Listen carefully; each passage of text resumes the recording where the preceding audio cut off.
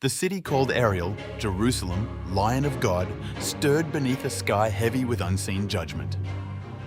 Its people moved through sacred routines, offering sacrifices, singing ancient songs, their lips forming prayers that echoed off stone walls.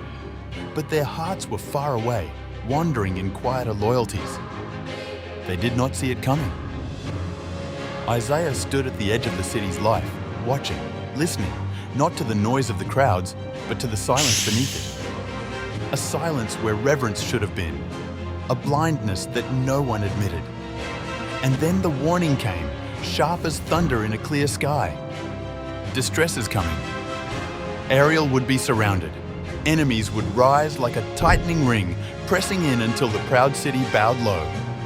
Once lifted high in confidence, Jerusalem would whisper from the dust, her voice faint, like a ghost speaking from the ground. Strength would fail, certainty would crumble, yet just as suddenly as terror approached, it would vanish. Like a dream dissolving at dawn, the nations that fought against Ariel would disappear. One moment fierce and threatening, the next, nothing. The attackers would be like a starving man dreaming of food, only to wake with an empty stomach. Victory would slip through their fingers like smoke. Still, the deeper problem remained. The people themselves were blind, but not by accident. A strange divine sleep had fallen over them. Their prophets could not see, their seers could not understand.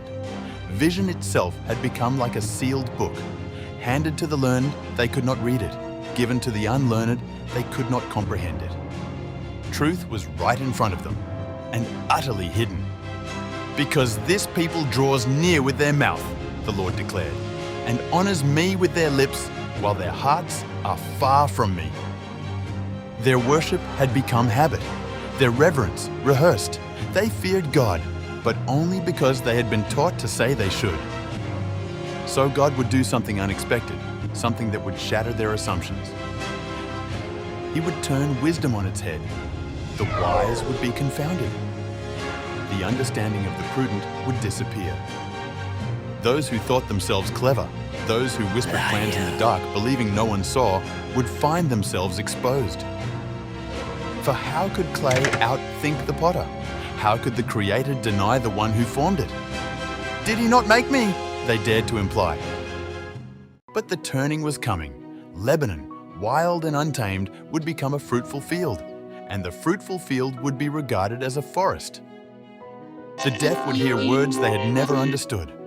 The blind would see what had always been hidden. The humble would rejoice again. The poor would find joy in the Holy One of Israel.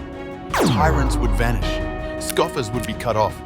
Those who twisted justice would be undone. And Jacob, once ashamed, once pale with fear, would stand transformed.